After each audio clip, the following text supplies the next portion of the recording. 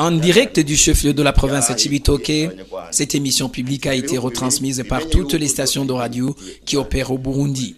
Tous les secteurs de la vie du pays ont été touchés.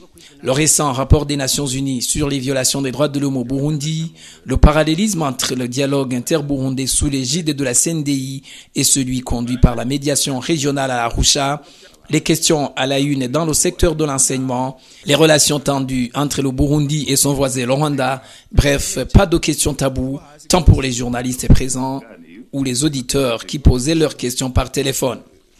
Pour le porte-parole du président de la République ou son collègue du gouvernement, le récent rapport des Nations Unies sur les violations des droits de l'homme au Burundi est un montage grossier qui ne vise que la mise en cause de la souveraineté du Burundi, ce que le gouvernement burundais ne peut en aucun cas tolérer. Le Burundi s'est inscrit en faux officiellement contre ce rapport et les Burundais le font par des manifestations ici et là, a dit Philippe Nzobonariba, porte-parole du gouvernement. Les relations entre le Burundi et le Rwanda ont également retenu l'attention des journalistes, surtout l'état d'avancement du dossier assassinat de 2 Burundais par l'armée rwandaise sur la frontière entre nos 2 pays, un dossier aujourd'hui pendant sur la table de la cour de l'EAC.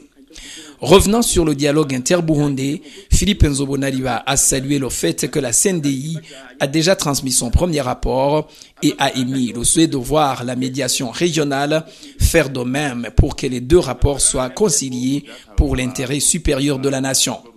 Les directeurs des établissements scolaires à régime d'internat sont priés d'aller vérifier les subsides sont déjà sur les comptes de la plupart de ces établissements, a dit Juma Edouard, porte-parole du ministère de l'Éducation.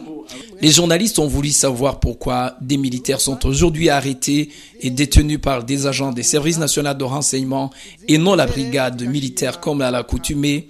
Et pour le colonel Gaspard Baratouza, porte-parole de la FDN, seuls les militaires qui sont suspectés de collaborer avec des civils sont arrêtés et détenus par les services de renseignement.